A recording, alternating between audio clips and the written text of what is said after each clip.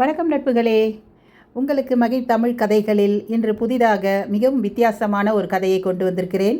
Sherlock ஹோம்ஸின் துப்பறியும் கதைகள்.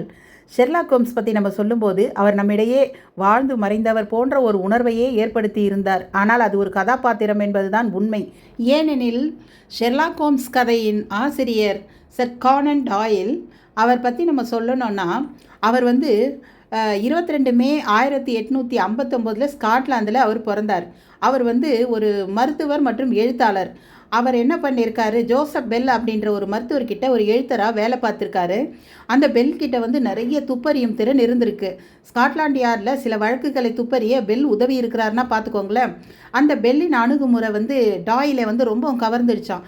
அதனால தான் ஷெர்லாக் ஹோம்ஸ் என்னும் கதாபாத்திரத்தை உருவாக்க இதுவே ஊக்குவிப்பதாக அமைந்ததுன்னு அவர் சொல்லியிருக்கார். இப்போ நான் சொல்ல போகிற கதைகள் எல்லாமே அக்டோபர் 14 1892 ஆண்டு தி அட்வென்ச்சர்ஸ் ஆஃப் ஷெர்லாக் ஹோம்ஸ் என்னும் தலைப்பில் புத்தகமாக வெளியிடப்பட்டது. கானன் டாயில் ஜூலை மாதம் 7 1930 அவர் மறைந்தார் அப்படின்னு ஒரு குறிப்பும் நமக்கு தெரியுது. வாங்க நாம் கதைக்குள்ளே போவோம். உங்கள் காதுகளுக்கு இனிமையான கதைகளை கொண்டு வரும் மகிழ் தமிழ் கதைகள். வாருங்கள் கதைப்போம். கதைக்குள்ளே போகிறதுக்கு முன்னாடி ஒரு முக்கியமான கதாபாத்திரத்தை பற்றி நம்ம பேசியே ஆகணும். அவர் தான் டாக்டர் ஜான் வாட்சன். இவர் ஷெர்லாக் ஹோம்ஸோட உயிருக்கு உயிரான நண்பர், ஒரு வரலாற்று ஆசிரியர். இவர் தான் ஷெர்லாக் ஹோம்ஸின் கண்டுபிடிப்புகள், அவருடைய வாழ்க்கை, அவர் என்னென்ன பண்ணார் அப்படின்றத இவர் ஒரு வரலாறாக எழுதிக்கிட்டு வராரு. உண்மையிலேயே ஷெர்லாக் ஹோம்ஸின் துப்பறியும் கதைகள் எல்லாம் இவர் எழுத்தின் மூலமாக நமக்கு உணர்த்துற மாதிரி தான் அவருடைய கதைகள் இருக்கும். இப்போ நம்ம கதைக்குள்ளே போகலாமாங்க. கதை வாட்சனிலிருந்து தொடங்குகிறது. கதையின் தலைப்பு பாஸ்கம் பள்ளத்தாக்கில் ஒரு மர்மம். நானும் என் மனைவியும் காலை உணவில் இருந்தோம். அப்போது எங்கள் வீட்டின் பணிப்பெண் தந்தியுடன் வந்தாள். அது ஷெர்லாக் ஹோம்ஸிடமிருந்து வந்திருந்தது. அதில் வந்திருந்த செய்தி என்னவென்றால், மேற்கு இங்கிலாந்து பாஸ்கம் பள்ளத்தாக்கில் நடந்த ஒரு துயரமான சம்பவத்திற்கு உதவி கேட்டு எனக்கு தந்தி வந்திருக்கிறது. நீங்களும் என்னுடன் வந்தால் மகிழ்ச்சி. 2 நாட்கள் தான். தூய்மையான காற்றையும் அழகான இயற்கையையும் அனுபவிக்கலாம். ஆர்வம் இருந்தால் பாடிங்டன் ரயில் நிலையத்திற்கு 11:15 மணிக்கு வரவும். தந்தியை படித்த என் மனைவி, என்ன செய்ய போகிறீர்கள்? ஹோம்ஸின் அழைப்பை ஏற்கப் போகிறீர்களா என்று கேட்டாள். நான் இன்று செய்து முடிக்க பல வேலைகள் இருக்கிறதே, என்ன செய்வேன் என்றேன். நீங்கள் ஏன் கவலை கொள்கிறீர்கள்? ஆன்ஸ் ரூத்தர் உங்கள் வேலையை பார்த்து கொள்வார். சமீப காலமாக நீங்கள் வாட்டமாக காணப்படுகிறீர்கள். இந்த மாற்றம் உங்களுக்கு உற்சாகத்தை தரும். உங்களுக்கு ஹோம்ஸின் வழக்குகளில் ஆர்வம் அதிகம் அல்லவா? கண்டிப்பாக ஒரு மாற்றத்தை உணர்வீர்கள். சென்று வாருங்கள் என்றால் எனது அருமை மனைவி. ஆம், ஷெர்லாக் ஹோம்ஸின் வழக்குகளால் நான் மிகுந்த ஆதாயம் அடைகிறேன். அவற்றிற்கு மிகவும் நன்றி கடன் பட்டிருக்கிறேன். என் நிலைமை புரிந்து எனக்கு இந்த வாய்ப்பை அளித்த அன்பு மனைவிக்கு நன்றி என்று என் மனைவியை பார்த்து கூறினேன். இன்னும் அரை மணி நேரத்தில் தயாரானால்தான் நேரத்திற்கு ரயில் நிலையம் சென்றடைய முடியும் என்று கூறி பயணம் செல்ல ஆயத்தமானேன். ஆப்கானிஸ்தான் இராணுவ முகாமில் துரிதமாக தயாராக வேண்டிய சூழ்நிலை பல முறை ஏற்பட்டிருக்கிறது. அந்த அனுபவம் இருந்ததால் மிக விரைவில் தயாரானேன். இந்த இடத்தில் வாட்சன் பற்றி ஒரு சிறு குறிப்பு. வாட்சன் முன்பு இராணுவத்தில் பணியாற்றியதாக இந்த கதையில் கூறப்பட்டிருக்கிறது. இப்பொழுது கதை தொடங்கலாம். என்னுடைய தேவைகளை மிகச் சிலவே. நான் யூகித்த அரை மணி நேரத்திற்கு வெகு முன்னதாகவே தயாராகிவிட்டேன். தோளினால் ஆன பெட்டியில் எனக்கு வேண்டியவற்றை எடுத்துக்கொண்டு மனைவிக்கு நன்றி விடை கூறி ஒரு குதிரை வண்டியை வாடகைக்கு எடுத்து பாடிங்டன் ரயில் நிலையத்தை அடைந்தேன். ஹோம்ஸ் ரயில் நிலைய நடைமேடையில் நடந்து கொண்டிருந்தார். அவரின் நீளமான பயணத்திற்கேற்ற மேலங்கி அவரை மெலிந்தவராகவும் மிக உயரமானவராகவும் காண்பித்தது. துணியினால் செய்யப்பட்ட தலையை ஒட்டிய தொப்பியை அணிந்திருந்தார். நன்றி வாட்சன், நீங்கள் வந்ததில் மகிழ்ச்சி.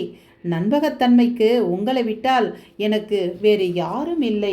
அந்த ஜன்னல் அருகில் உள்ள 2 இருக்கைகள் நமக்காக ஒதுக்கி வையுங்கள்.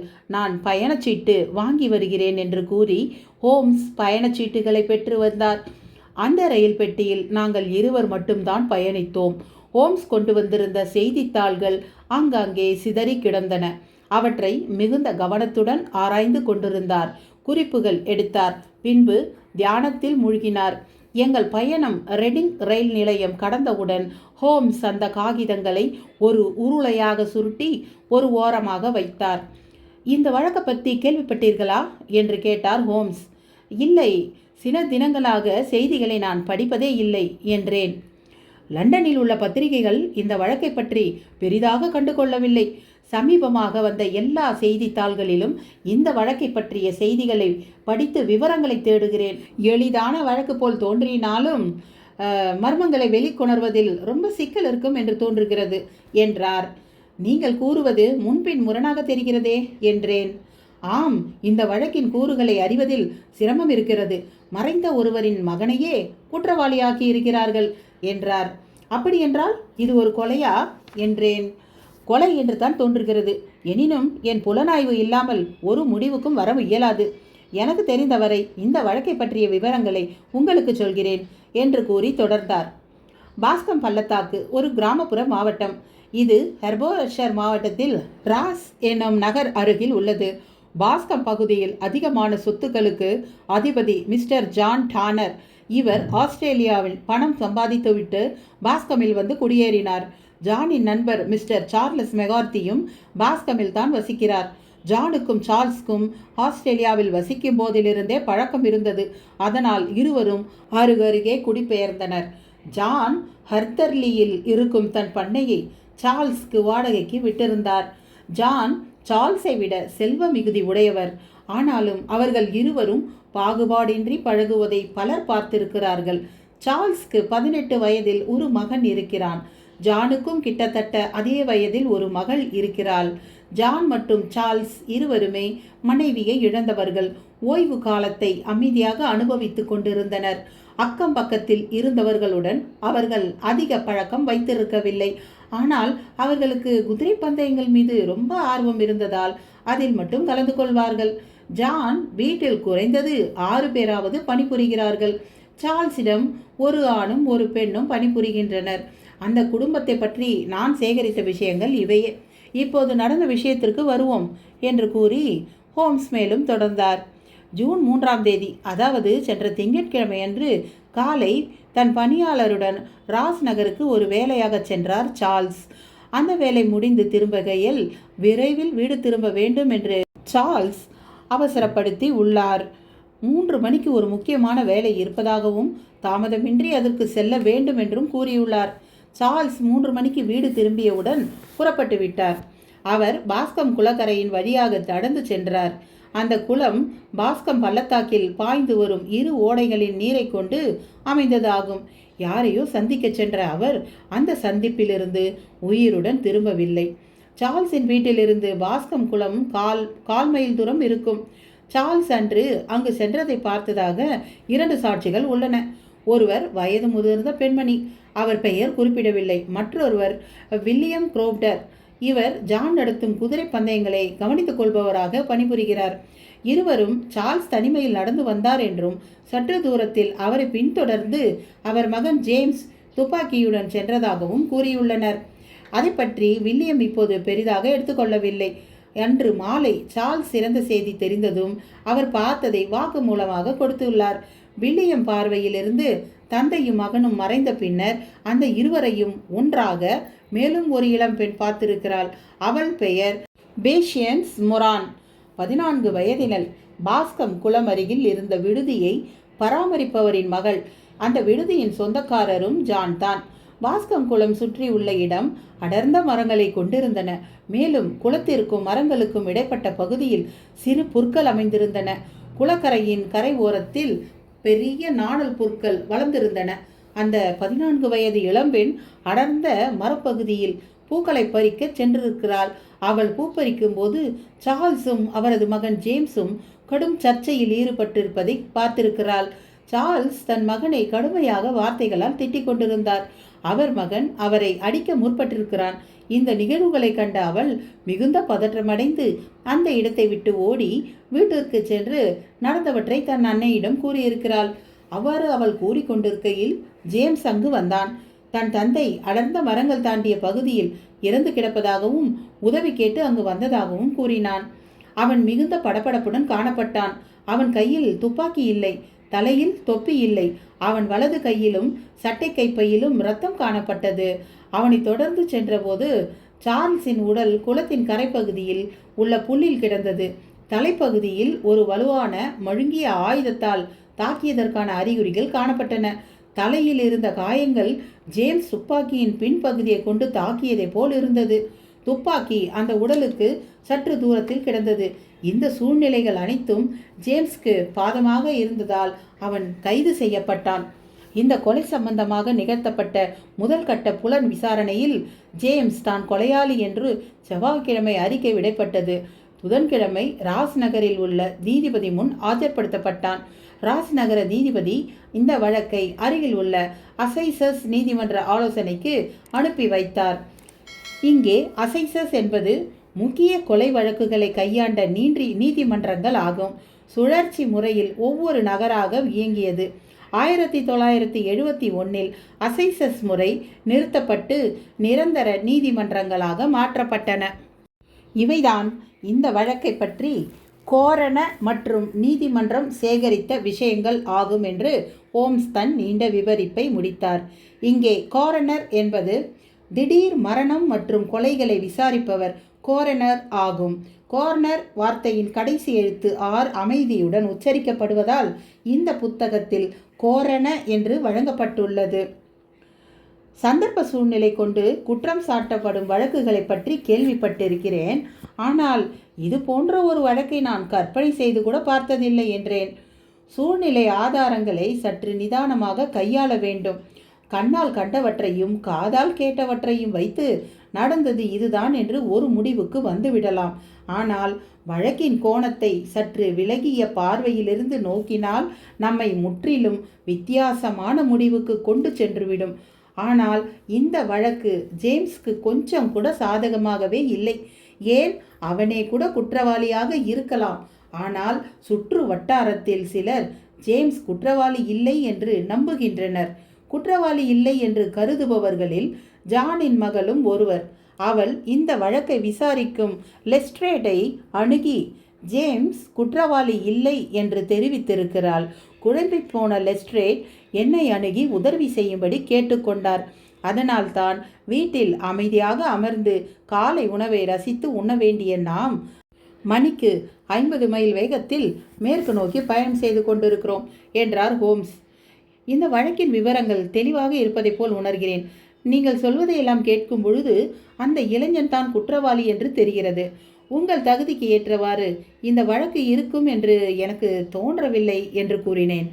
நம்மை ஏமாற்றுவதற்கு நம் முகத்திற்கு நேராக இருக்கும் உண்மைகளே போதும் என்றார் ஹோம்ஸ் சிரித்து கொண்டே. இவை அனைத்தையும் மீறி நம் கண்களுக்கு வேறு ஏதாவது ஆதாரங்கள் சிக்கலாம். அந்த ஆதாரங்களை லெஸ்ட்ரேட் கவனிக்காமல் விட்டிருக்கலாம். நான் என் பெருமைகளை கூறி மார்த்தட்டி கொள்வதாக கூட நீங்கள் நினைக்கலாம். உங்கள் படுக்கை அறையில் ஜன்னல் வலது பக்கமாக இருக்கிறது என்பதை அறிவது போன்ற சிறு தடயத்தை கூட லெஸ்ட்ரேட் கவனிக்காமல் விட வாய்ப்பு இருக்கிறது என்றார் ஹோம்ஸ். எந்த ஆதாரங்களை கொண்டு என்று என் வாக்கியத்தை முடிப்பதற்குள் ஹோம்ஸ் குறிப்பிட்டார். எனது அருமை நண்பரே, உங்களை எனக்கு நன்றாக தெரியும். இராணுவத்திலிருந்து நீங்கள் கற்று வந்த தூய்மையான பழக்க வழக்கங்களை நான் அறிவேன். தினம் காலையில் சூரிய வெளிச்சத்தில் தான் முகச்சவரம் செய்வீர்கள் அல்லவா என்று கேட்டார் ஹோம்ஸ். ஆம், உங்களுக்கு எப்படி தெரியும் என்றேன். உங்கள் முகத்தின் சவரம் இடது புறத்திலும் முற்றிலுமாக முழுமை பெறவில்லை. காரணம் என்னவென்றால், நீங்கள் சவரம் செய்யும் பொழுது சூரிய ஒளி முகத்தின் வலது பக்கம் நல்ல வெளிச்சம் கொடுத்துள்ளது. ஆனால் இடது பக்கம் நிழலாக இருந்துள்ளது. இடது பக்கம் வெளிச்சம் அதிகம் இல்லாததால் அந்த பகுதியில் சவரம் முழுமையாக பெறவில்லை. இதை வைத்து உங்கள் அறையின் ஜன்னல் நீங்கள் சவரம் செய்யும் பொழுது வலது பக்கத்தில் இருக்கிறது என்பதை உணரலாம் அல்லவா?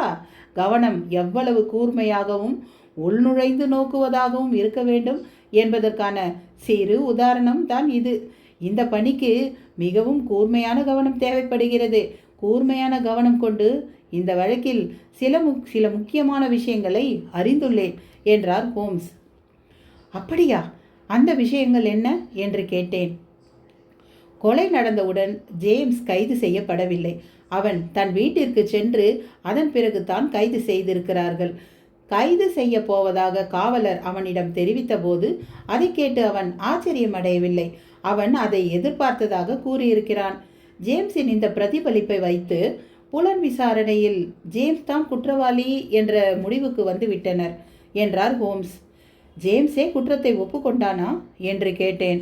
இல்லை, வன்மையாக மறுத்து தன்னை நிரபராதி என்று கூறியிருக்கிறான் என்றார் ஹோம்ஸ். அவன் அவ்வாறு கூறுவது அவன் மேல் இன்னும் சந்தேகத்தை அதிகப்படுத்துகிறதல்லவா என்றேன். ஆனால் நான் அதற்கு எதிர்மானான கண்ணோட்டத்தில் இதை பார்க்கிறேன். தன்னை சுற்றி நடப்பவற்றை அறியாத முட்டாளாக அவன் இருந்திருக்கிறான். அவன் கைது செய்யப்படுவதை அறிந்தவுடன் ஆச்சரியப்பட்டு மறுத்து பேசியிருந்தால் அவன் மேல் எனக்கு சந்தேகம் அதிகரித்திருக்கும். தவறு செய்தவர்கள் குற்றம் சாட்டியவுடன் கொந்தளிப்பார்கள், நாடகமாடி குற்றத்தை ஒப்புக்கொள்ள மறுப்பார்கள். ஆகையால் அவன் குற்றவாளி இல்லையோ என்று நினைக்க தோன்றுகிறது.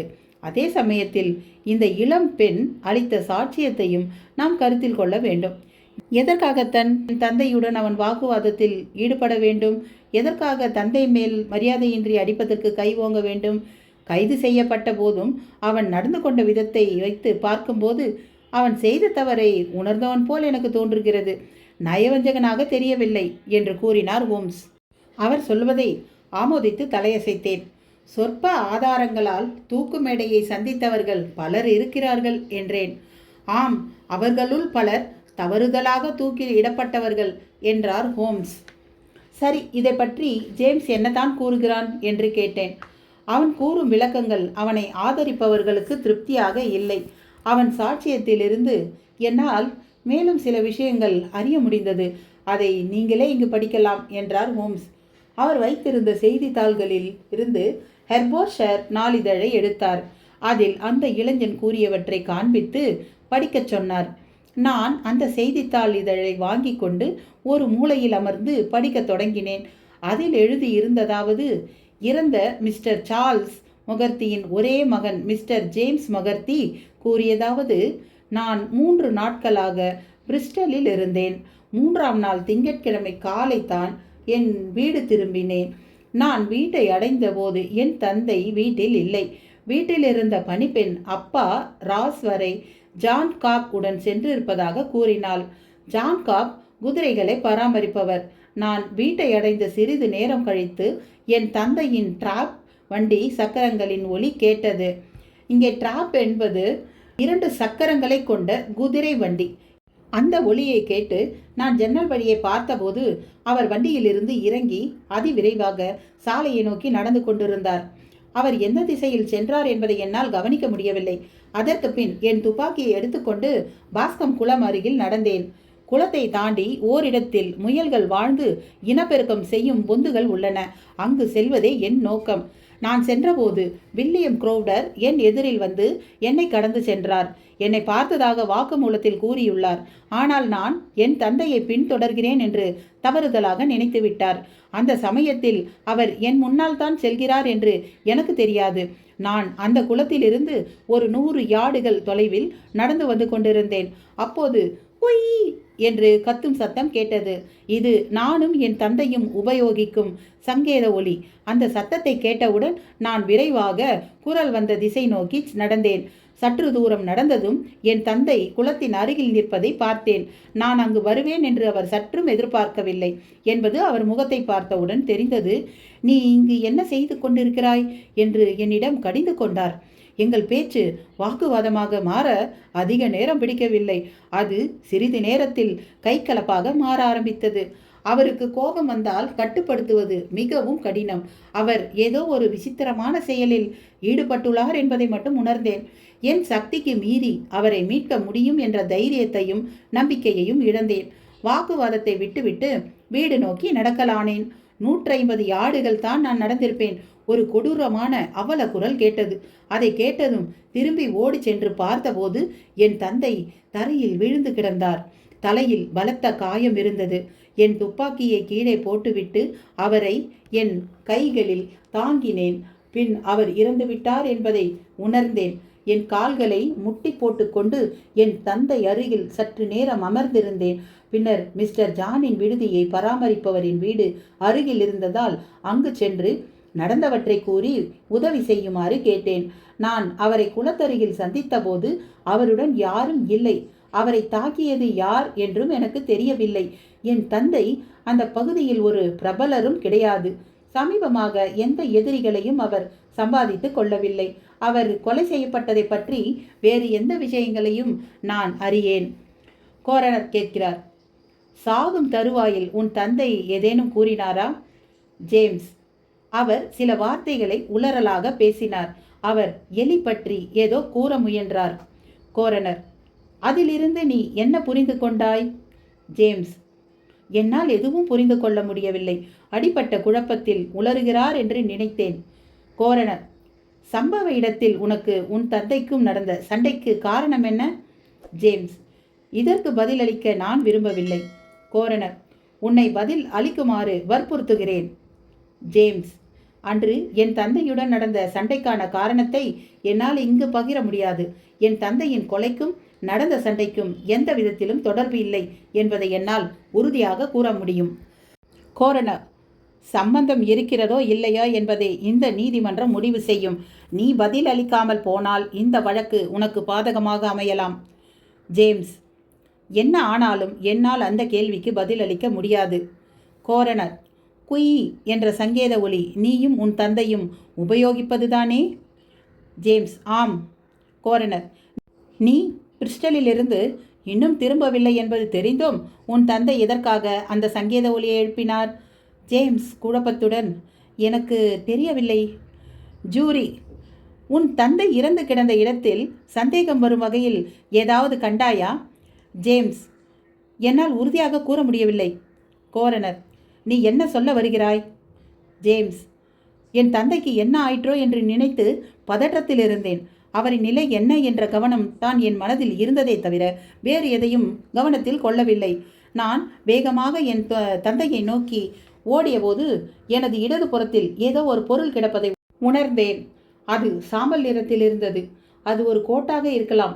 இறந்து கிடந்த என் தந்தையை விட்டு நான் எழும்பொழுது அந்த பொருளை காணவில்லை. கோரனர். நீ உதவி கேட்டு செல்வதற்கு முன்பே அதை கவனிக்கவில்லையா? ஜேம்ஸ். ஆம். கோரனர். உன்னால் அது என்ன என்று கூற முடியுமா? ஜேம்ஸ். இல்லை, எனக்கு தெரியவில்லை. கோரனர். உன் தந்தையின் உடலிலிருந்து எவ்வளவு தூரத்தில் அந்த கோட் கிடந்திருக்கும்? ஜேம்ஸ். சுமார் 12 யார்டுகள் இருக்கும். கோரனர். அருகில் அடர்ந்த மரங்கள் இருந்தனவே, அது அந்த ஆடையிலிருந்து எவ்வளவு தொலைவில் இருந்திருக்கும்? ஜேம்ஸ். அதுவும் 12 யார்டுகள் தான் இருக்கும்.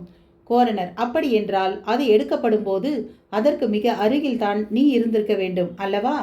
ஜேம்ஸ். ஆம், அது என் பின்னால் இருந்திருக்கலாம். கோரனர். உன்மேல் உள்ள விசாரணை இத்துடன் முடிவு பெறுகிறது. முடிவில் கோரனர் அவர் அறிக்கையில் அந்த இளைஞனுக்கு பாதகமாகவே எழுதியிருக்கிறார். அந்த இளைஞனின் வாக்கு மூலம் முன்பின் முரணாகவும் நம்பும்படியாகவும் இல்லை என்று கூறியிருக்கிறார் என்று அந்த செய்தியை படித்து முடித்த பின் நான் கூறினேன். ஹோம்ஸ் மெலிதாக சிரித்து இருக்கையில் ஆசுவாசப்படுத்தி கொண்டார். நீங்களும் அந்த இளைஞனுக்கு சாதகமான தடயங்கள் ஏதாவது சிக்காதா என்று போராடுகிறீர்கள். சில இடங்களில் அந்த இளைஞன் கற்பனையை மிதமாகவும் சில இடங்களில் அதிகமாகவும் உபயோகிப்பதாக நினைக்கிறீர்கள். தந்தையிடம் சண்டையிட்டதற்கான காரணத்திற்கு மிதமான கற்பனையும் எலி மற்றும் கோட் பற்றிய குறிப்பில் கற்பனையை அதிகமாக உபயோகிப்பதாகவும் நீங்கள் கருதுகிறீர்கள். இல்லை இல்லை, இதெல்லாம் வேண்டாம். அந்த இளைஞன் என்ன கூறுகிறானோ அதை வைத்தே உண்மையை கண்டுபிடித்து விடலாம் என்றும் நினைக்கிறீர்கள். எது எப்படியானாலும் என்னிடம் பெட்ராக் கவிதை தொகுப்பு உள்ளது. அதை படிக்கப் போகிறேன். குற்றம் நடந்த இடத்தை அடைந்து விசாரணை செய்யும் வரை இந்த வழக்கை பற்றி பேசப்போவது இல்லை. இன்னும் 20 நிமிடங்களில் ஸ்விண்டனை அடைந்து விடுவோம்.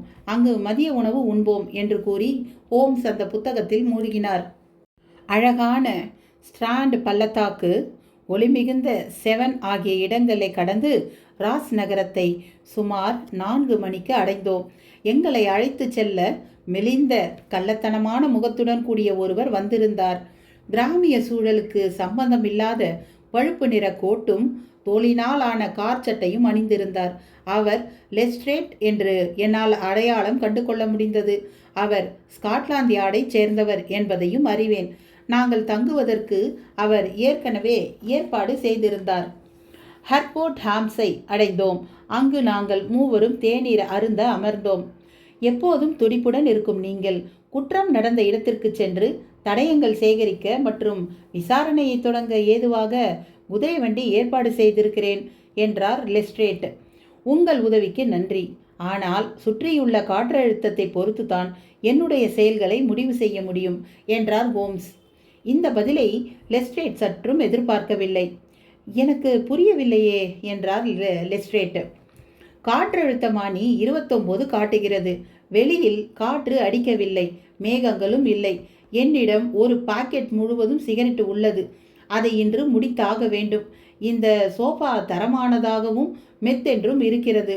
இவை அனைத்தையும் வைத்து பார்க்கும்போது இன்று எனக்கு குதிரை வண்டி தேவைப்படாது என்று நினைக்கிறேன் என்றார் ஹோம்ஸ்.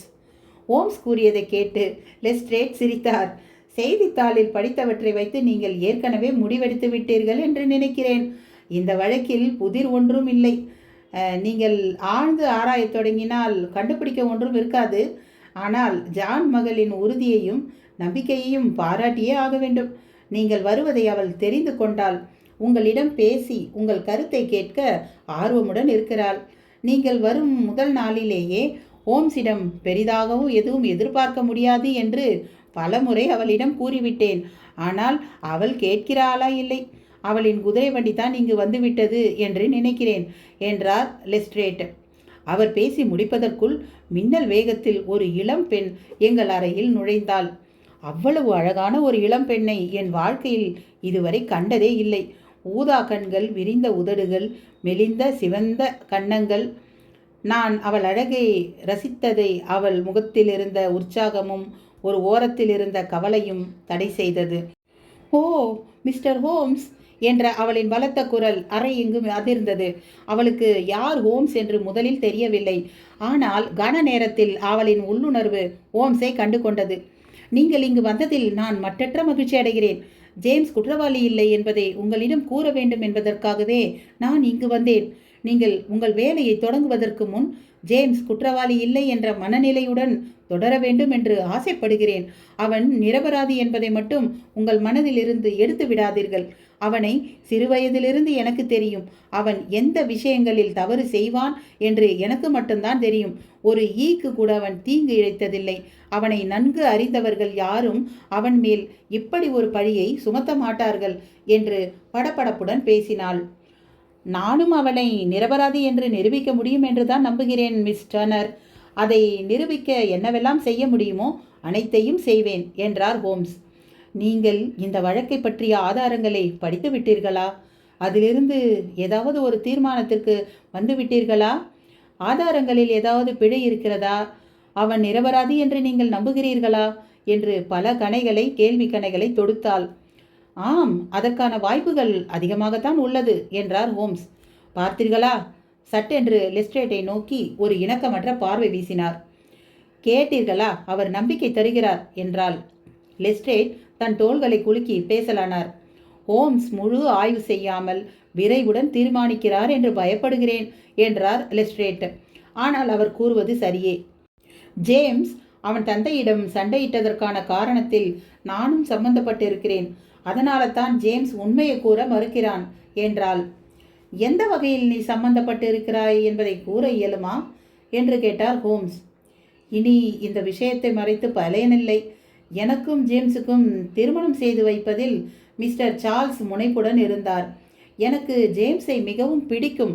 நாங்கள் உடன் பிறந்தவர்கள் போல பாகுபாடின்றி பழகுகிறோம்.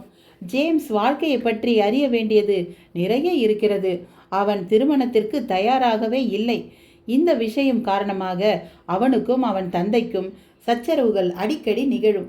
ஜேம்ஸ் அன்று தந்தையிடம் சண்டையிட்டதற்கு இந்த ஒரு காரணமாக கூட இருக்கலாம் என்றாள். இந்த விஷயத்தில் உங்கள் தந்தையின் கருத்து என்ன என்று கேட்டார் ஹோம்ஸ். அவருக்கு இதில் துளியும் விருப்பமில்லை. சார்ல்ஸை தவிர வேறு யாருக்கும் இதில் விருப்பமே இல்லை என்றாள். ஹோம்ஸின் கேள்வி கணைகள் அவள் முகத்தை சிவக்கச் செய்தது. சட்டென்று அவள் முகத்தில் ஒரு நாணம் வந்து சென்றது. தகவல்களை பகிர்ந்ததற்கு நன்றி. நாளை உன் தந்தையை சந்திக்க முடியுமா என்று கேட்டார் ஹோம்ஸ். மருத்துவர் அனுமதிப்பாரா என்று தெரியவில்லை என்றாள். மருத்துவரா என்று கேட்டார் ஹோம்ஸ். ஓ, நீங்கள் கேள்விப்படவில்லையா? சில வருடங்களாக அவர் உடல்நிலை சரியில்லை. மருத்துவர் வில்லோ தந்தையின் நரம்பு மண்டலம் பாதிப்படைந்திருக்கிறது என்று கூறியுள்ளார். விக்டோரியாவிலிருந்து வந்த நண்பர்களில் தந்தைக்கு உறுதுணையாக இருப்பது மிஸ்டர் சார்ல்ஸ் மட்டும்தான். அவரின் இழப்பு என் தந்தையை மிகவும் பாதித்துள்ளது. உடல்நிலை காரணமாக படுக்கையில்தான் இருக்கிறார் என்றாள். விக்டோரியா என்பது ஆஸ்திரேலிய நாட்டில் உள்ள ஒரு மாநிலம். ஓ, விக்டோரியா என்றார் ஹோம்ஸ். ஆம், விக்டோரியாவில் இருந்த சுரங்கங்களில் என்றாள். உன் தந்தை சம்பாதித்த சொத்துக்கள் எல்லாம் அந்த தங்க சுரங்கம் மூலம்தான் அல்லவா என்று கேட்டார் ஹோம்ஸ். ஆம் என்றாள். நன்றி மிஸ் ஜான், உங்கள் சந்திப்பு எனக்கு மிகுந்த ஆதாயங்களை கொடுத்துள்ளது என்றார் ஹோம்ஸ். நான் இப்போது வீடு செல்ல வேண்டும். என் தந்தை என்னை காணாது தவிப்பார். கடவுள் உங்களுக்கு உறுதுணையாக இருக்கட்டும். நன்றி, வருகிறேன் என்று கூறி அவள் வந்த வழியே மின்னல் போல் மறைந்து விட்டாள். அவள் குதிரை வண்டியில் செல்லும் சத்தத்தை கேட்க முடிந்தது. நீங்கள் செய்தது தவறு ஹோம்ஸ். லெஸ்ட்ரேட் கண்ணியத்துடன் ஹோம்ஸை கடிந்து கொண்டார். எதற்காக தேவையற்ற நம்பிக்கையை அந்த பெண்ணிற்கு கொடுக்கிறீர்கள்? நான் இலகிய மனம் கொண்டவன் இல்லை. ஆனால் நீங்கள் செய்த காரியம் கொடுமையானதாக எனக்கு தெரிகிறது என்றார் லெஸ்ட்ரேட்.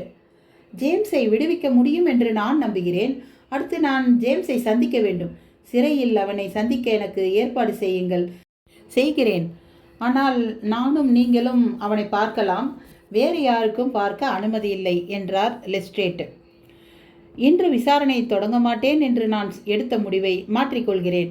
ஹெட்போர்ட் செல்லும் ரயில் எப்போது? இப்போது கிளம்பினால் அந்த ரயிலில் நேரத்துடன் பயணிக்க இயலும் அல்லவா என்று கேட்டார் ஹோம்ஸ். இப்போது கிளம்பினால் சரியாக இருக்கும் என்றார் லெஸ்ட்ரேட். சரி, நாம் ஹெட்போர்ட் செல்வோம். மன்னியுங்கள் வாட்சன், சற்று பொறுமையுடன் இங்கு காத்திருங்கள். 2 மணி நேரத்தில் திரும்பி விடுவேன் என்றார் ஹோம்ஸ். அவர்களுடன் ரயில் நிலையம் வரை சென்றேன். பின்னர் அந்த சிறு நகரத்தை சுற்றி திரிந்தேன். அதற்கு பின் தங்கும் விடுதியை வந்து அடைந்தேன். சோபாவில் படுத்து நான் எடுத்து வந்த மஞ்சள் நிற அட்டை கொண்ட நாவலை படிக்க தொடங்கினேன். அந்த நாவலில் அழுத்தமான கதை ஓட்டம் இல்லை. இந்த வழக்கில் இருக்கும் சவால்கள் அந்த நாவலின் கதைக்களத்தில் இல்லை. அதற்கு மேல் அந்த புத்தகத்தை தொடர விருப்பமில்லாமல் அதை தூக்கி எறிந்தேன். இந்த வழக்கில் அன்று கிடைத்த விஷயங்களை மனதில் பிரதிபலித்தேன். ஜேம்ஸ் கூறியது முற்றிலும் உண்மை என்றால், கொலை நடந்த அன்று ஜேம்ஸ் தன் தந்தையிடம் சண்டையிட்டு திரும்பிய சில நிமிடங்களில் என்னதான் நடந்திருக்கும்? சார்ல்ஸ் இறக்கும் அளவிற்கு அப்படி என்னதான் நடந்தது? சார்ல்ஸ் அடைந்த காயத்தை வைத்து என் மருத்துவ அறிவை உபயோகித்து ஏதாவது கண்டு கொள்ள இயலுமா? விடுதி பணியாளனின் துணை கொண்டு அங்கு வெளியான வார இதழை பெற்றேன்.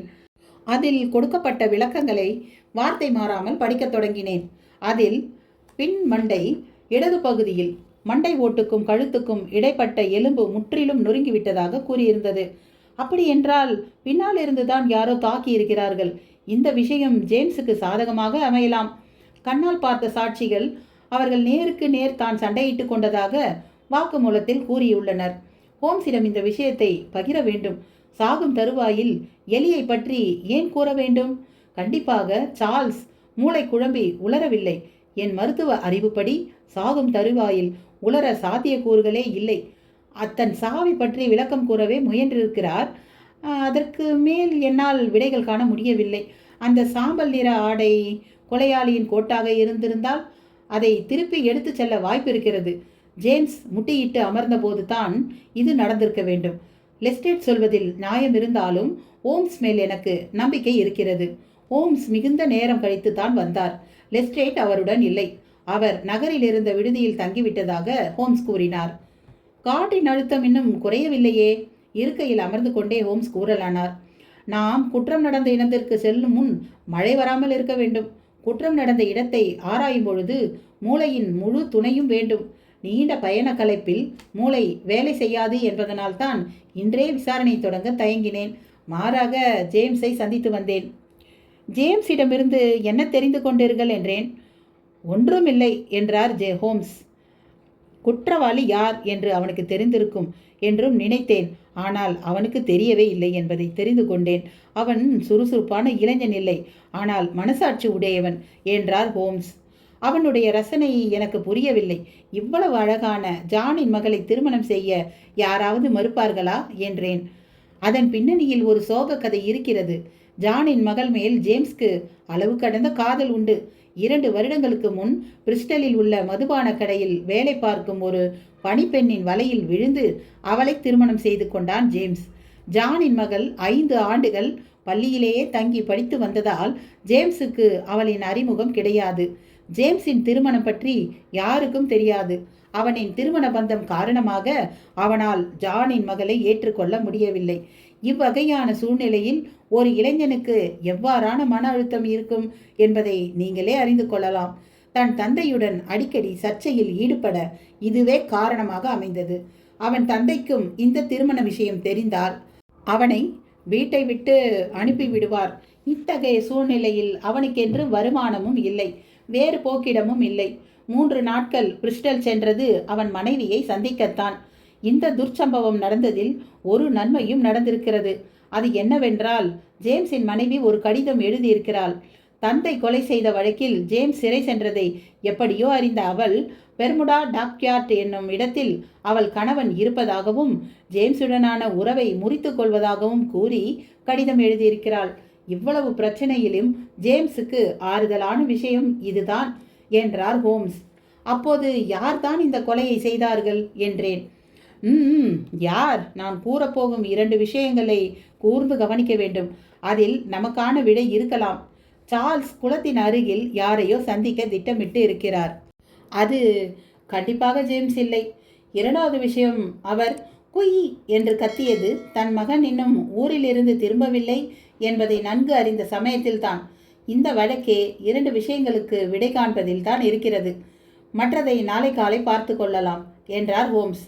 ஹோம்ஸ் எதிர்பார்த்தபடியே அடுத்த நாள் மழை இல்லை. மேகங்கள் இல்லாமல் சூரியன் பிரகாசமாக உதயமானது. 9 மணியளவில் ஒரு குதிரை வண்டியில் லெஸ்ட்ரேட்டுடன் சார்ல்ஸ் வீடு நோக்கி பயணமானோம். மிஸ்டர் ஜானின் உடல்நிலை கவலைக்கிடமாக இருப்பதாக செய்தி வந்துள்ளது என்றார் லெஸ்ட்ரேட். அவர் மிகவும் வயதானவரா என்று ஹோம்ஸ் கேட்டார். 60 வயது இருக்கும். அவர் வெளிநாட்டில் வாழ்ந்த வாழ்க்கையில் இருந்த சிக்கலினால் அவர் உடல்நிலை பாதிப்பு அடைந்து உள்ளது. அவர் அங்கு செய்த வியாபாரத்தில் பெருத்த நஷ்டம் ஏற்பட்டிருக்கும் என்றும் கூறப்படுகிறது என்றார் லெஸ்ட்ரேட். அப்படியா என்றார் ஹோம்ஸ். பல வழிகளில் ஜான் சார்லஸ்க்கு உதவி செய்துள்ளார். இங்குள்ள அனைவரும் ஜான் சார்ல்ஸ்க்கு அளித்த உதவிகளை பற்றி கேட்டால் கதை கதையாக கூறுகிறார்கள் என்றார் லெஸ்ட்ரேட். ஜானிடமிருந்து சார்ல்ஸ் பல உபகாரங்களை அனுபவித்திருக்கிறான். மேலும் ஆசையில் அனைத்து சொத்துக்களையும் அனுபவிக்க தன் மகனை திருமணம் செய்து வைக்க நினைத்தாரோ? அது சந்தேகத்திற்கு இடமாக உள்ளதே. நீங்கள் ஏன் உங்கள் விசாரணை அந்த கோணத்தில் தொடரவில்லை என்று கேள்வி எழுப்பினார் ஹோம்ஸ். நாங்களும் அந்த அனுமானத்திற்கு வந்தோம். ஆனால் கையில் இருக்கும் ஆதாரங்களை கொண்டு அதற்கு மேல் எங்களால் விசாரணையை தொடர முடியவில்லை என்று கூறி லெஸ்ட்ரேட் என்னை பார்த்து கண்ணடித்தார். ஆம், நீங்கள் கூறியது சரி. இடதுபுறத்தில் இருக்கும் அந்த இடம் தானே ஹீதர்லி பண்ணை என்று கேட்டார் ஹோம்ஸ். ஆமாம், அதுதான் என்றார் லெஸ்ட்ரேட். அது பறந்து விரிந்த இடமாக காட்சியளித்தது. கம்பீரமான 2 அடுக்கு கட்டிடத்தின் கூரையில் ஓடுகள் வேய்ந்து படிக்கப்பட்டிருந்தது. சாம்பல் நிற சுவற்றில் மஞ்சள் நிறத்தில் பாசி செடிகள் திட்டு திட்டாக காணப்பட்டது. மூடப்பட்ட ஜன்னல்களும் புகை வராத புகைப்போக்கியும் அந்த வீட்டில் நிகழ்ந்த சோகத்தை உணர்த்தியது. நாங்கள் கதவை தட்டினோம். பணிப்பெண் கதவை திறந்தாள்.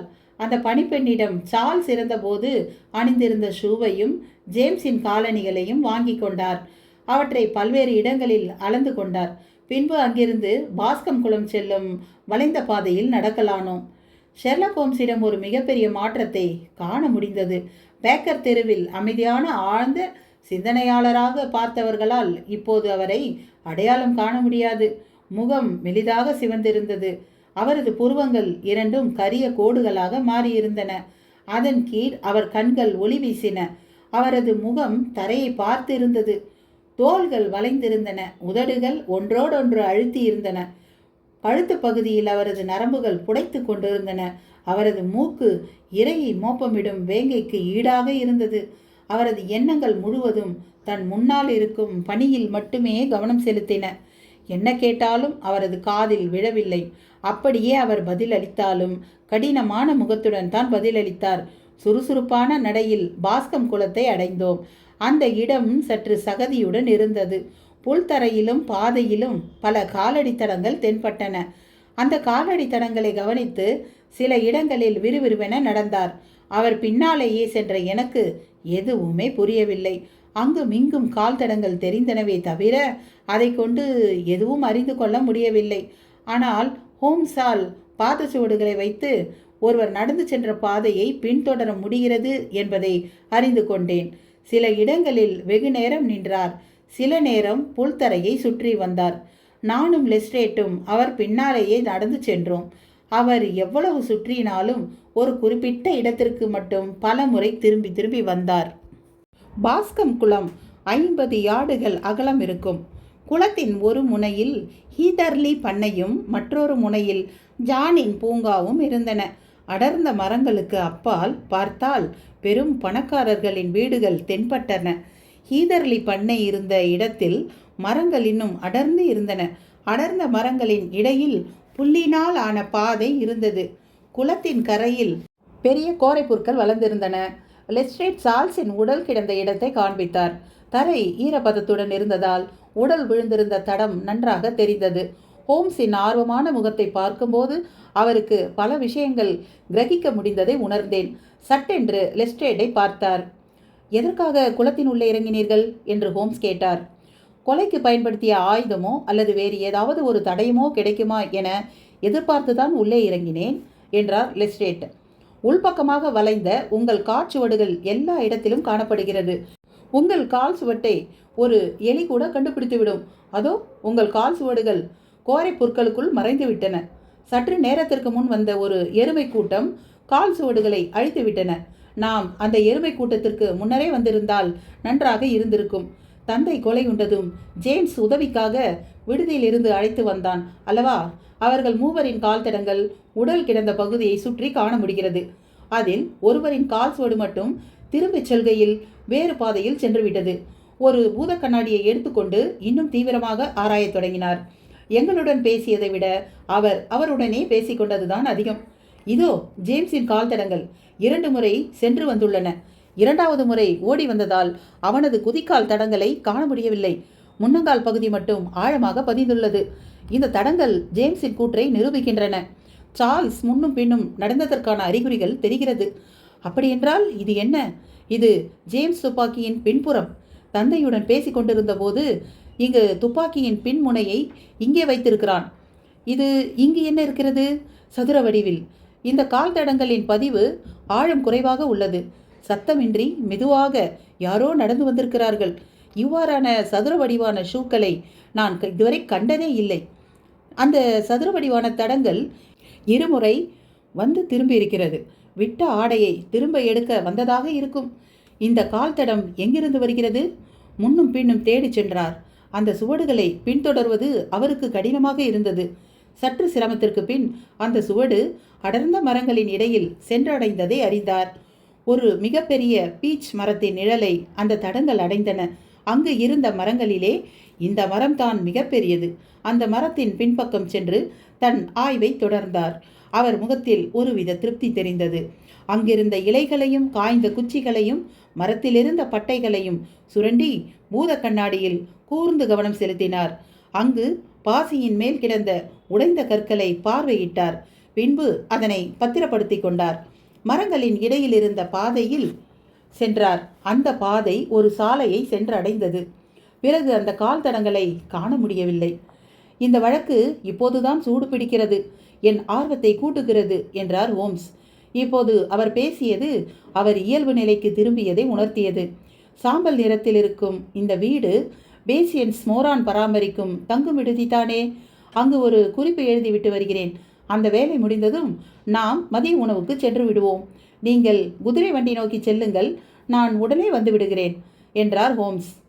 10 நிமிடங்கள் கழித்து ஹோம்ஸ் நாங்கள் அமர்ந்திருந்த குதிரை வண்டியை அடைந்தார். நாங்கள் ராஸ் நோக்கி பயணமானோம். ஹோம்ஸ் அங்கு எடுத்த கற்களை இன்னும் கைகளில் தான் வைத்திருந்தார். இது உங்களுக்கு ஆச்சரியமளிக்கும் லெஸ்ட்ரேட் என்றார் ஹோம்ஸ் கற்களை காண்பித்து கொண்டே. கொலைக்கு உபயோகப்படுத்தப்பட்ட ஆயுதம் இதுதான். அப்படியா? அதற்கான அடையாளம் எதுவும் இதில் இல்லையே என்றார் லெஸ்ட்ரேட். ஆம், அதற்கான அடையாளம் எதுவும் இதில் இல்லைதான் என்றார் ஹோம்ஸ். பின்பு எதை வைத்து கொலை செய்ய உபயோகித்த ஆயுதம் இதுதான் என்று கூறுகிறீர்கள் என்று கேட்டார் லெஸ்ட்ரேட். சாதாரணமாக கற்கள் பல காலமாக நிலைமாறாமல் ஒரே இடத்தில்தான் இருக்கும். அப்படி இருக்கும் பொழுது அந்த கற்களுக்கு கீழ் புற்கள் வளரவே வளராது. ஆனால் இந்த கற்களுக்கு கீழ் புற்கள் இருந்தன. அப்படி என்றால் சில நாட்களுக்கு முன்னர்தான் இந்த கல் இடம்பெயர்ந்திருக்க வேண்டும். கொலை நடந்த இடத்தில் வேறு ஆயுதங்கள் எதுவும் சிக்கவில்லை. ஆகையால் இதுதான் ஆயுதமாக இருந்திருக்க வேண்டும் என்றார் ஹோம்ஸ். அப்போது கொலையாளி யார் என்று கேட்டார் லெஸ்ட்ரேட். கொலையாளி உயரமானவன், இடது கை பழக்கம் உடையவன், வலது கால் ஊனமானவன், முட்டி வரை இருக்கும் அடர்ந்த தோலினால் ஆன காலணிகளை அணிபவன், இந்திய சுருட்டு புகைப்பவன், சுருட்டை குழலில் வைத்து புகைக்கும் பழக்கமுடையவன், பாக்கெட்டில் பேனாக்கத்தி வைத்திருப்பவன். இவற்றை தவிர வேறு பல அறிகுறிகள் உள்ளன. ஆனால் கொலையாளியை கண்டுபிடிக்க நான் கூறிய இந்த குறிப்புகள் போதும் என்றார் ஹோம்ஸ். லெஸ்ட்ரேட் சிரித்தார். நீங்கள் கூறிய தடயங்கள் போதுமானதாக தெரியவில்லை. இந்த தடயங்களை கொண்டு ஜூரியை நம்ப வைக்க முடியாது. அதையும் பார்ப்போம் என்று ஹோம்ஸ் அமைதியுடன், இன்று மதியம் எனக்கு சில வேலைகள் இருக்கிறது. நீங்கள் உங்கள் வழியில் குற்றவாளியை தேடுங்கள். நான் என்ன அணுகுமுறையை உபயோகிக்கிறேன், யார் முதலில் குற்றவாளியை கண்டுபிடிக்கிறார்கள் என்று பார்ப்போம். இன்று மாலை ரயிலில் லண்டன் திரும்புகிறேன் என்றார் ஹோம்ஸ். இந்த வழக்கை முடிவுக்கு கொண்டு வராமலா திரும்புகிறீர்கள் என்று கேட்டார் லெஸ்ட்ரேட். இல்லை, இந்த வழக்கு முடிவுக்கு வந்துவிட்டது என்றார் ஹோம்ஸ். ஆனால் மர்மம் இன்னும் விடுபடவில்லையே என்றார் லெஸ்ட்ரேட். வழக்கில் கண்டுபிடித்த விஷயங்களை உங்களிடம் பகிர்ந்து விட்டேன் என்றார் ஹோம்ஸ். அப்படி என்றால் குற்றவாளி யார் என்று கேட்டார் லெஸ்ட்ரேட். நான் விவரித்த குறிப்புகளை கொண்ட நபர் தான் குற்றவாளி என்றார் ஹோம்ஸ். அது யார் என்று கேட்டார் லெஸ்ட்ரேட். இந்த நகரம் மிகச் சிறியது, உடனே கண்டுபிடித்து விடலாம். லெஸ்ட்ரேட் விடுவதாக இல்லை. கொஞ்சம் சிந்தித்து பாருங்கள். இங்கு இருக்கும் ஒவ்வொரு வீட்டு கதவாக தட்டி இடது கால் ஊனமான ஒருவனை எப்படி என்னால் கண்டுபிடிக்க முடியும்? ஸ்காட்லாண்ட் யார்டில் என் பெயர் சந்தி சிரித்துவிடும். உங்களுக்கான வாய்ப்பை கொடுத்து விட்டேன். நீங்கள் எப்படி உபயோகித்துக் கொள்வீர்கள் என்பதை நீங்களே முடிவு செய்து கொள்ளுங்கள். நீங்கள் தங்கும் விடுதி வந்துவிட்டது. உங்களுக்கு நன்றி விடை கூறுகிறேன். நான் இங்கிருந்து கிளம்பும் முன் உங்களுக்கு ஒரு குறிப்பு அனுப்பி வைக்கிறேன் என்று கூறி விடைபெற்றார் ஹோம்ஸ். லெஸ்ட்ரேட்டை அவரது விடுதியில் விட்டுவிட்டு எங்கள் விடுதியை அடைந்தோம். நாங்கள் தங்கியிருந்த விடுதியில் எங்களுக்கு மதிய உணவு தயாராக இருந்தது. ஹோம்ஸ் அமைதியுடன் இருந்தார். அவரின் முகத்தில் வாட்டத்தை காண முடிந்தது. வாட்சன், வாருங்கள், இங்கு வந்து அமருங்கள். உங்களிடம் சில விஷயங்களை நான் பகிர வேண்டும். எனக்கு என்ன செய்வதென்று தெரியவில்லை. உங்கள் ஆலோசனை எனக்கு தேவைப்படுகிறது. சிகரெட் பற்ற வைத்துக்கொண்டு நான் சொல்லப்போவதை கேளுங்கள் என்றார் ஹோம்ஸ். சொல்லுங்கள் ஹோம்ஸ் என்றேன். இந்த வழக்கை பற்றி 2 விஷயங்கள் உங்களிடம் கூறினேன், நினைவிருக்கிறதா? ஒன்று சார்ல்ஸ் குயி என்று ஒலி எழுப்பியது, மற்றொன்று இறக்கும் தருவாயில் எலியை பற்றி சார்ல்ஸ் கூறியது. ஜேம்ஸ் கூறியது உண்மைதான் என்ற கோணத்தில் இந்த 2 விஷயங்களையும் ஆராய்வோம் என்றார் ஹோம்ஸ். குயி என்ற ஒலி அவர் ஏன் எழுப்பினார் என்று கேட்டேன். அங்கு அவர் சந்திக்க வந்தவரை அழைக்கத்தான் அந்த ஒலியை எழுப்பியுள்ளார். அதனால் ஆஸ்திரேலியாவில் வாழ்ந்த ஒருவரை சந்திக்கவே சார்ல்ஸ் சென்றார் என்ற முடிவுக்கு வரலாம் என்றார் ஹோம்ஸ். எலியை பற்றி குறிக்கும் அர்த்தம் என்ன என்று கேட்டேன். ஹோம்ஸ் தன்னிடம் மடித்து வைத்திருந்த காகிதத்தை மேசையில் விரித்தார். இது ஆஸ்திரேலியாவில் உள்ள விக்டோரியா மாநிலத்தின் வரைபடம். நேற்று பிரிஸ்டலுக்கு தந்தி அனுப்பி இதை வரவழைத்தேன். வரைபடத்தில் ஓரிடத்தை கையை வைத்து மறைத்து கொண்டார். இங்கு என்ன எழுதியிருக்கிறது என்று கேட்டார் ஹோம்ஸ். அராட் என்று எழுதியிருக்கிறது என்றேன். இப்போது என்ன எழுதியிருக்கிறது என்று கேட்டு மறைத்த பகுதியிலிருந்து கையை எடுத்து விட்டார். பேலாராட் என்றேன். இந்த வார்த்தைகள் தான் சார்ல்ஸ் சாகும் தருவாயில் கூறியுள்ளார். சார்ல்ஸ் தன்னை கொன்றவன் பெயரை கூறி அவன் ஊரின் பெயரான பெலாராட்டையும் கூறியுள்ளார். ஜேம்ஸால் கடைசி 3 எழுத்துக்களான ராட்டை மட்டுமே கிரகிக்க முடிந்திருக்கிறது என்றார் ஹோம்ஸ். அற்புதம் என்றேன். இப்போது நம் தேடுதல் களம் எவ்வளவு குறைந்து விட்டது என்று பார்த்தீர்களா? ஒரு தெளிவற்ற நிலையிலிருந்து சாம்பல் நிற அங்கி அணிந்த பெலாரட் நகரை சேர்ந்த ஆஸ்திரேலியன் என்ற நிலைக்கு வந்திருக்கிறோம் என்றார். ஆம் என்றேன். அந்த குளத்திற்கு சற்று அருகில் தான் எங்கோ அவன் தங்கியிருக்க வேண்டும் என்றார் ஹோம்ஸ். ஓ, அப்படியா? சற்று முன் அந்த முட்டாள் லெஸ்ட்ரேட்டிடம் கொலையாளியின் அங்க அடையாளங்கள் எல்லாவற்றையும் சொல்லிவிட்டேன். பழக்க வழக்கங்களையும் கூறினேன். உங்களுக்கு நினைவிருக்கிறதா என்றார். ஆம், அந்த அளவிற்கு நுணுக்கமான விஷயங்களை எப்படி சேகரித்தீர்கள்? நான் பகுத்து அறியும் முறை பற்றி தான் நீங்கள் அறிவீர்களே. ஆம், அவன் கால் ஊனமுற்றவன் என்பதை எப்படி ஊகித்தீர்கள் என்று கேட்டேன். அவன் வலது கால் தடமும் இடது கால் தடமும் வித்தியாசப்பட்டிருந்தன என்றார். ஓ, இடது கைப்பழக்கம் பற்றி எப்படி தெரிந்து கொண்டீர்கள்? சார்ல்ஸ் இடதுபுற பின்கழுத்து பகுதியில் மூர்க்கமாக தாக்கி கொல்லப்பட்டார் என்று பிரேத பரிசோதனை அறிக்கையில் படித்தது நினைவிருக்கிறதா என்றார் ஹோம்ஸ். ஆம், நினைவிருக்கிறது. அப்படியென்றால் இடது கை பழக்கம் உள்ளவரால் மட்டுமே அப்படி ஒரு தாக்குதலை நடத்த முடியும் அல்லவா? எனக்கு புரியவில்லையே. உதாரணத்திற்கு வலது கை பழக்கம் உள்ள ஒருவர் இருக்கிறார் என்று வைத்துக்கொள்வோம். அவர் வேறு ஒருவரின் இடது மண்டை ஓட்டு பகுதியில் மூர்க்கமாக தாக்க எங்கே நின்று தாக்கினால் ஏதுவாக இருக்கும் என்று கேட்டார். என்று சற்று நேரம் யோசித்தேன். தாக்குபவர் தாக்கப்படுபவருக்கு இடது புறத்திலோ அல்லது முன்னாலோ நின்றால்தான் இது சாத்தியம் என்றேன். அப்படி நின்று ஒருவரை தாக்க முற்படும்போது என்ன நடக்கும் என்று கேட்டார். தாக்கப்படுபவர் சுதாரித்துக் கொள்வார். அவர்கள் இருவருக்கும் கைகலப்பு தான் நிகழும் என்றேன். கொலை நடந்த இடத்தில் சார்ல்ஸும் கொலை செய்தவனுக்கும் கைகலப்பு நடந்ததற்கான தடயங்கள் எதுவுமே இல்லை. இது எதனை உணர்த்துகிறது என்று கேட்டார். தாக்கப்பட்ட போது சார்ல்ஸ் பார்வையில் கொலையாளி இல்லை என்று அர்த்தம். அப்படி என்றால் கொலையாளி சார்ல்ஸின் பின்புறத்திலிருந்து தான் தாக்கியிருக்க வேண்டும் அல்லவா என்று கேட்டார். ஆம், பின்புறத்திலிருந்து இடது புற மண்டையோட்டில் கையில் உள்ள கல் கொண்டு தாக்க வேண்டுமென்றால் வலது கையால் தாக்குவது சாத்தியமா என்று கேட்டார்.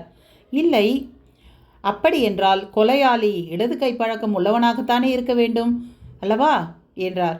ஹோம்ஸ், உங்களின் அபாரமான பகுத்தறியும் இந்த தன்மையை கண்டு மிகவும் வியக்கிறேன் என்றேன். சார்ல்ஸும் ஜேம்ஸும் பேசி கொண்டிருக்கையில் கொலையாளி அருகில் இருந்த மரத்தின் பின் தான் மறைந்திருக்க வேண்டும். அங்கு நின்று சுருட்டு புகைத்து கொண்டிருந்திருக்கிறான். சுருட்டு புகைக்கும் போது வரும் சாம்பலை மரத்தின் பின் கண்டேன். அது ஒரு இந்திய சுருட்டு என்பதையும் கண்டுகொண்டேன்.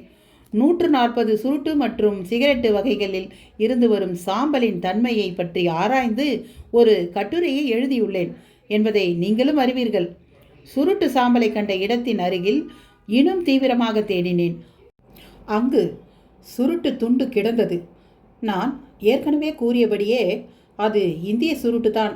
இந்த வகையான சுருட்டுகள் ராட்டர்டாமில் தான் தயாரிக்கப்படுகின்றன என்றார் ஹோம்ஸ்.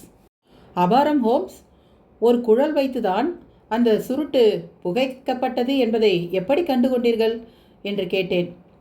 சுருட்டு சிகரெட்டை விட கனமானது என்பதை நீங்கள் அறிவீர்கள். அதை புகைக்கும் போது கொஞ்சம் கடித்தால்தான் அதை விழாமல் வாயில் பிடித்து கொள்ள முடியும். கிடைத்த சிறு சுருட்டு துண்டில் கடித்ததற்கான அடையாளங்கள் எதுவுமே இல்லை. அப்படி என்றால் ஒரு குழலில் வைத்துதான் புகைக்க முடியும் என்பதை உறுதி செய்தேன். சுருட்டை வாயில் வைக்கும் முனையில் சுருட்டை சற்று வெட்டிய பிறகு தான் புகைக்க முடியும். கிடைத்த சுருட்டு துண்டில் அந்த வெட்டு சரிவர செய்யப்படவில்லை. அங்கங்கு திரியாக இருந்தது. இதை வைத்து சுருட்டை வெட்ட உபயோகித்த கத்தி மழுங்கியது என்பதை அறியலாம் என்றார் ஹோம்ஸ். குற்றவாளி உங்கள் வலையில் சிக்கிவிட்டான் என்பதை நன்கு உணர முடிகிறது. நீங்கள் திரட்டிய ஆதாரங்கள் அபாரமானவை. இவற்றை கொண்டு ஜேம்ஸ் நிரபராதி என்று வெகு எளிதாக நிரூபித்து விடலாமே. தூக்கு மேடையில் நிற்கும் ஜேம்ஸின் கயிற்றை அறுத்து காப்பாற்றியதை போன்ற ஒரு செயலை நிகழ்த்தி இருக்கிறீர்கள். அப்படியென்றால் கொலையாளி என்று நான் பேசி முடிப்பதற்குள் மிஸ்டர் ஜான் டனர் என்று அறிவித்த விடுதி பணியாளனின் குரல் கேட்டது. எங்கள் அறையின் கதவை திறந்து ஒருவரை உள்ளே அனுப்பினான் அந்த பணியாள். உள்ளே நுழைந்தவர் பார்ப்பதற்கு வித்தியாசமாகவும் அசாதாரணமான உயரம் மற்றும் உடல் அமைப்புடன் இருந்தார். தாங்கிய நடையும் வளைந்த தோள்களும் பார்க்கும்போது அவர் பலவீனமானவராக தோன்றினாலும் அவரது கைகளையும் கால்களையும் பார்த்தால் அதிக வலிமை வாய்ந்தவராகவும் தோன்றியது. நரைத்த சிக்கலான தாடியும் புடைத்த புருவங்களும் காணும் பொழுது அவர் கண்ணியமானவராக தோன்றியது. அவரிடம் ஒருவித சக்தி இருப்பதை போல் உணர்ந்தேன். வெளிரிய முகமும் உதடுகள் மற்றும் நாசிகளின் ஓரத்தில் நீலம் படர்ந்து இருந்ததை கண்டதும் ஏதோ ஒரு கொடுமையான உயிரை குடிக்கும் வியாதி அவரை ஆட்கொண்டுள்ளது என்பதை என்னால் உணர முடிந்தது. இந்த இருக்கையில் அமருங்கள், நான் அனுப்பிய குறிப்பு உங்களை வந்தடைந்ததா என்று கேட்டார் ஹோம்ஸ். ஆம், கிடைத்தது. என் விடுதியை பார்த்து கொள்பவர் என்னிடம் வந்து அதை கொடுத்தார். யாருக்கும் சந்தேகம் வராமல் இருக்க உங்கள் விடுதியில் வந்து சந்திக்கும்படி நீங்கள் எழுதியிருந்தீர்கள் என்று ஹோம்ஸை பார்த்து கூறினார் ஜான். உங்கள் வீட்டிற்கு வந்து உங்களை சந்தித்தால் பலர் மனதில் பல கேள்விகள் எழும்ப வாய்ப்புள்ளது. அதனால் தான் இங்கு உங்களை வர செய்தேன் என்றார் ஹோம்ஸ். சரி, நீங்கள் எதற்காக என்னை சந்திக்க வேண்டும் என்று ஜான் விரக்தியுடன் கேட்டார். அவர் கேட்ட விதத்தை வைத்து பார்த்தால் அவர் கேட்ட கேள்விக்கு அவரிடமே பதில் இருப்பதைப் போல்தான் இருந்தது. ஆம், ஹோம்ஸின் பதில் ஜானின் முகபாவத்திற்கு தான் இருந்ததே தவிர ஜானின் கேள்விக்கு அல்ல. சார்ல்ஸ்க்கு என்ன நேர்ந்தது என்று முழுமையாக நான் அறிவேன். ஜான் குற்ற உணர்ச்சியில் தலையை தொங்கவிட்டார். கடவுள்தான் என்னை காப்பாற்ற வேண்டும் என்று கதறினார். அந்த இளைஞனுக்கு தீங்கிழைக்க நான் ஒருபோதும் நினைத்ததில்லை. அசைசஸ் நீதிமன்றத்தில் அந்த இளைஞனுக்கு எதிராக தீர்ப்பளித்திருந்தால் இந்நேரம் நான் உண்மையை ஒப்புக்கொண்டிருப்பேன் என்றார் ஜான். நீங்கள் கூறியது எனக்கு மகிழ்ச்சி அளிக்கிறது என்றார் ஹோம்ஸ். என் மகளின் நிலையை நினைத்து நான் மௌனம் காக்கிறேன். நான் கொலைகாரன் என்பதை அவளால் தாங்கிக் கொள்ள முடியாது. நான் கைது செய்யப்பட்டால் மனமுடைந்து போவாள் என்றார் ஜான். நீங்கள் கைது செய்யப்படும் நிலைமை ஏற்படாமல் பார்த்து கொள்ள வாய்ப்பு இருக்கிறது. உங்களுக்கு அந்த நிலை ஏற்படாது என்று நினைக்கிறேன் என்றார் ஹோம்ஸ். எப்படி என்றார் ஜான். நான் அரசாங்கத்தைச் சேர்ந்த காவல்துறை அதிகாரி கிடையாது. அப்படி இருந்திருந்தால் உங்களை கைது செய்வதை தவிர எனக்கு வேறு வழி கிடையாது. உங்கள் மகள் கேட்டுக்கொண்டதன் காரணமாகவே நான் இந்த வழக்கில் ஈடுபடுத்தப்பட்டேன். ஜேம்ஸை நாம் எவ்வாறேனும் விடுவித்தாக வேண்டும் என்றார் ஹோம்ஸ். நான் சாகும் தருவாயில் இருப்பவன். பல வருடங்களாக நீரிழிவு நோயால் பாதிக்கப்பட்டு கொண்டிருக்கிறேன். 1 மாதம் வரை கூட நான் உயிர் வாழ்வது கடினம் என்று மருத்துவர் கூறியுள்ளார். சாகும் பொழுது வீட்டில் இருக்க விரும்புகிறேன், சிறைச்சாலையில் அல்ல என்றார் ஜான். ஹோம்ஸ் எழுந்தார். தாள்கள் மற்றும் பேனாவுடன் மேசையில் அமர்ந்தார். ஜானை மேசையின் மறுமுனையில் அமரச் செய்து தாள்களை காண்பித்து, நடந்தது என்ன என்று கூறுங்கள். உண்மைகள் அனைத்தையும் இந்த தாளில் நான் எழுதி கொள்கிறேன். இதில் நீங்கள் கையெழுத்திடுங்கள். வாட்சன் சாட்சி கையெழுத்திடுவார். ஜேம்ஸை மீட்கவே முடியாது என்ற தருணம் வரும்போது மட்டுமே இதை நான் உபயோகிப்பேன் என்று உங்களுக்கு உறுதி கூறுகிறேன் என்றார் ஹோம்ஸ். என் மகளை துயரத்திற்கு உள்ளாக்க மாட்டீர்கள் என்று நம்பிக்கையில் நடந்தவற்றை கூறுகிறேன் என்று கூறி ஜான் மேலும் தொடர்ந்தார். சார்ல்ஸ் பற்றி உங்களுக்கு தெரியாது. அவன் மனித உறவில் உள்ள ஒரு சாத்தான். அவனை போன்ற ஒருவனின் பிடியில் யாரும் சிக்கிக்கொள்ளக்கூடாது என்று நான் இறைவனிடம் வேண்டிக் கொள்கிறேன். அவனுடைய பிடியில் சிக்கி என் வாழ்க்கை கடந்த 20 வருடங்களாக சின்னா பின்னம் அடைந்துள்ளது. 1860களில் ஆஸ்திரேலியாவின் தங்கச் சுரங்கங்கள் இருந்த பகுதியில் வசித்தேன். அப்போது தீய பழக்கங்கள் கொண்ட சிலருடன் தொடர்பு ஏற்பட்டது. அவர்களுடன் சேர்ந்து குடிப்பழக்கத்தில் ஈடுபட்டேன். எனக்கு வர வேண்டிய சம்பள பாக்கிகள் வராமல் மிகுந்த பணச்சுமை அடைந்தேன். அதிலிருந்து மீள என் நண்பர்கள் சேர்ந்து வழிப்பறி கொள்ளையில் ஈடுபட்டேன். சரி எது தவறு எது என்று சிந்திக்காத 6 பேர் இணைந்தோம். தங்க சுரங்கத்திற்கு வந்து செல்லும் வண்டிகளை கொள்ளையடிப்பதுதான் எங்கள் வேலை. பலாரட்டின் பிளாக் ஜாக் என்ற பெயரில் பலம் வந்தேன். இன்றும் பலாரட் கேங் என்று அந்த பகுதியில் போய் கேட்டீர்கள் என்றால் அலறுவார்கள். ஒரு நாள் தங்கம் ஏற்றிய பல வண்டிகள் பலாரட்டிலிருந்து கிளம்பி மெல்போர்ன் நோக்கி சென்று கொண்டிருந்தன. அந்த வண்டிகளை தாக்க தொடங்கினோம். 6 குதிரை வீரர்கள் அந்த வண்டிகளை பாதுகாத்ததால் சண்டை கடுமையாக இருந்தது. அந்த வீரர்களில் 4 கொன்றோம். எங்களில் 3 கொல்லப்பட்டனர். தங்கம் எடுத்து வந்த வண்டியை செலுத்துபவன் ஒருவனின் தலையில் துப்பாக்கியை வைத்து மிரட்டிய பின் தான் சண்டை நின்றது. நான் துப்பாக்கியை வைத்தது யாருடைய தலையில் தெரியுமா? சார்ல்ஸின் தலையில்தான். அன்றே அவனை சுற்று கொண்டிருக்க வேண்டும். ஆனால் அவனை விட்டுவிட்டேன். அன்று எங்களுக்கு கிடைத்தது மிகப்பெரிய தங்க வேட்டை. அதை நாங்கள் பகிர்ந்து கொண்டு யாருக்கும் சந்தேகம் வராத வகையில் இங்கிலாந்து வந்தோம். பின்பு என் நண்பர்களிடமிருந்து விடைபெற்று அமைதியான வாழ்வு பெற இங்கு வந்து குடிபெயர்ந்தேன். இங்கு வந்து இந்த எஸ்டேட்டை வாங்கினேன். திருமணமும் செய்து கொண்டேன். என் மனைவி இளம் வயதிலேயே இறந்து விட்டாள். என் மகள் அலைஸ் அப்போது கைக்குழந்தையாக இருந்தாள். அலைஸின் பிஞ்சு முகமும் சிறு கைகளும் என்னை கொஞ்சம் கொஞ்சமாக நல்வழியில் கொண்டு சென்றது. நான் செய்த பாவங்களுக்கு பிராயச்சித்தமாக இந்த ஊரில் இருந்த பலருக்கு பல நன்மைகள் செய்தேன். என் வாழ்க்கையில் ஒரு புதிய அத்தியாயம் தொடங்கியதைப் போல் உணர்ந்தேன். இவ்வாறான சூழ்நிலையில்தான் அந்த கொடியவன் சார்ல்ஸை சந்தித்தேன். ஒரு முதலீடு விஷயமாக நகரம் வரை சென்றிருந்தேன். அங்கு ரீஜன் தெருவில் சார்ல்ஸை கண்டேன். அவனது நிலை அப்போது பரிதாபகரமாக இருந்தது. குளிருக்கு தேவையான கோட்டு கூட இல்லை, சரியான காலணிகள் இல்லை. என்னை கண்டதும் சார்ல்ஸ் கூறியதாவது, நாம் நல்ல குடும்பமாக வாழ்வோம். எனக்கு ஒரு மகன் இருக்கிறான். எங்களுக்கு தங்க இடமளித்தால் நல்லது. இல்லையென்றால் சட்டம் ஒழுங்கை பாதுகாக்கும் இங்கிலாந்தை பற்றி உங்களுக்கு நன்றாக தெரியுமே என்று என்னை மெலிதாக மிரட்டினான். வேறு வழியின்றி இந்த ஊருக்கு அழைத்து வந்து அவர்கள் தங்க வாடகையற்ற வீடும் கொடுத்தேன். அன்றிலிருந்து தான் என் நிம்மதியை இழந்தேன். நான் எங்கு திரும்பினாலும் அவனின் சூழ்ச்சிகரமான பார்வை தான் என் கண்ணில் பட்டது. என் கடந்த காலம் பற்றி என் மகள் தெரிந்து கொள்ளக்கூடாது என்பதை சார்ல்ஸ் தெரிந்து கொண்டான். காவல்துறைக்கு தெரிந்துவிடும் என்பதை விட என் மகளுக்கு தெரிந்துவிடக்கூடாது என்று மிகவும் பயந்தேன். இதனால் அவன் கேட்பவை அனைத்தையும் அவனிடம் கொடுக்க வேண்டிய நிலையில் இருந்தேன். பணம், வீடு, நிலம் என்று என்னவெல்லாமோ கேட்டானோ அவை அனைத்தையும் தந்தேன். கடைசியாக ஜேம்ஸை என் மகளுக்கு திருமணம் செய்விக்கும்படி கேட்டான். என் மகளும் அவன் மகனும் திருமண வயதை அடைந்ததும் அவனுடைய இந்த கோரிக்கை மேலும் வலுப்பெற்றது. ஜேம்ஸ் வழியாக அனைத்து சொத்துக்களையும் அனுபவிக்கலாம் என்பதே அவன் நோக்கம். ஆனால் அவனுடைய இந்த கோரிக்கைக்கு நான் செவி சாய்க்கவில்லை. கல்லெஞ்சம் கொண்டவன் குடும்பத்தில் என் மகளை கொடுக்க நான் விரும்பவில்லை. ஜேம்ஸின் மேல் எனக்கு எந்த காழ்ப்புணர்ச்சியும் இல்லை. ஆனால் சார்ல்ஸின் ரத்தம் அவன் மகனின் உடலிலும் ஊறியிருக்கும் அல்லவா? அதனால் நான் அதற்கும் ஒப்புக்கொள்ளவில்லை. உன்னால் ஆனதை பார்த்துக்கொள் என்று திட்டவட்டமாக கூறிவிட்டேன். கொலை நடந்த அன்று இது விஷயமாகவே பேசவே குளத்தின் அருகே சந்திப்பதாக திட்டமிட்டிருந்தோம். நான் அங்கு சென்றபோது சார்ல்ஸ் அவன் மகனுடன் பேசிக்கொண்டிருந்ததை பார்த்தேன். அவர்கள் பேசி முடிக்கும் வரை காத்திருக்கலாம் என்று எண்ணி என் சுருட்டை பற்ற வைத்தேன். பின்பு அவர்கள் என்ன பேசிக் கொள்கிறார்கள் என்று கேட்க ஆரம்பித்தேன். அப்போது சார்ல்ஸ் என் மகளை மிகவும் தரக்குறைவாக பேசினான். நான் மிகவும் கோபமடைந்தேன். இவ்வளவு கீழ்த்தரமான எண்ணமுடைய இவனின் மகனுக்கா என் அருமை மகளை கொடுக்க வேண்டும்? இவனுடனான உறவை அறுத்து எரிய முடியாதா? நானே சாகும் தருவாயில் தானே இருக்கிறேன். ஆனால் தெளிவான மனநிலையும் உடல் உறுதியும் இருக்கிறது. எப்படியாவது இந்த நயவஞ்சகனின் பேச்சை நிறுத்த வேண்டும். அதைத்தான் நான் செய்தேன் ஹோம்ஸ்.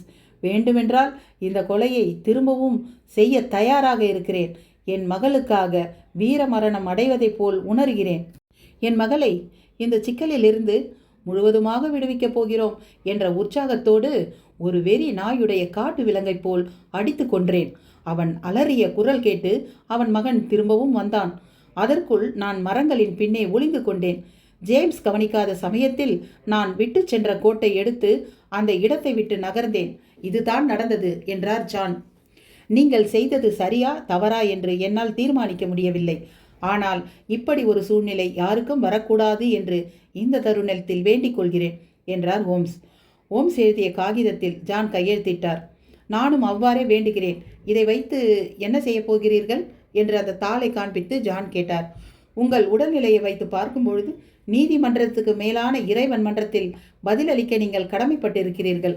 ஜேம்ஸை விடுவிப்பதில் சிக்கல் ஏற்பட்டு அவனை மீட்கவே முடியாது என்ற நிலை ஏற்பட்டால் இந்த வாக்கு மூலத்தை உபயோகிப்பேன். அதுவரை இந்த வாக்கு மூலம் மிக இரகசியமாக பாதுகாக்கப்படும் என்றார் ஹோம்ஸ். எனக்கு நீங்கள் கொடுத்த இந்த நிம்மதியான தருணம் உங்களுக்கும் கிடைக்கட்டும் என்று ஹோம்ஸை வாழ்த்தி விடை பெற்றார் ஜான். விதி சிலரை ஏன் இப்படி தவிக்க விடுகிறது என்று தெரியவில்லை. கடவுள்தான் காப்பாற்ற வேண்டும் என்று நீண்ட அமைதிக்கு பின் ஹோம்ஸ் கூறினார். தனித்துவம் வாய்ந்ததாக இந்த வழக்கு அமைந்துள்ளது. கடவுள் இருக்கிறாரோ இல்லையோ, நமக்காக ஹோம்ஸ் இருக்கிறார். ஹோம்ஸ் சமர்ப்பித்த ஆதாரங்களை கொண்டு நீதிமன்றம் ஜேம்ஸை விடுவித்தது. நாங்கள் ஜானை சந்தித்து 6 மாதங்கள் ஆன பின் அவர் இறந்தார். ஜேம்ஸும் அலைஸும் திருமணம் செய்து கொண்டதற்கான சாத்தியக்கூறுகள் அதிகமாக உள்ளன. கதை முடிவுற்றது. என்ன நட்புகளே, கதை எப்படி இருந்தது? பொதுவாகவே த்ரில்லான நல்ல மர்மமாக விறுவிறுப்பாக போகிற எல்லா விதமான கதைகளுமே நமக்கு பிடிக்கும். அந்த வகையில் இந்த கதையும் உங்கள் எல்லாருக்கும் பிடித்திருக்கும்னு நினைக்கிறேன். பிடிச்சிருந்தால் லைக், ஷேர் பண்ணுங்கள். நம்ம சேனலுக்கு நீங்கள் இப்போ தான் புதுசாக வந்திருக்கீங்கன்னா சப்ஸ்கிரைப் பண்ணுங்கள். பக்கத்தில் இருக்கிற பெல் ஐக்கானை அழுத்துங்க. நன்றி.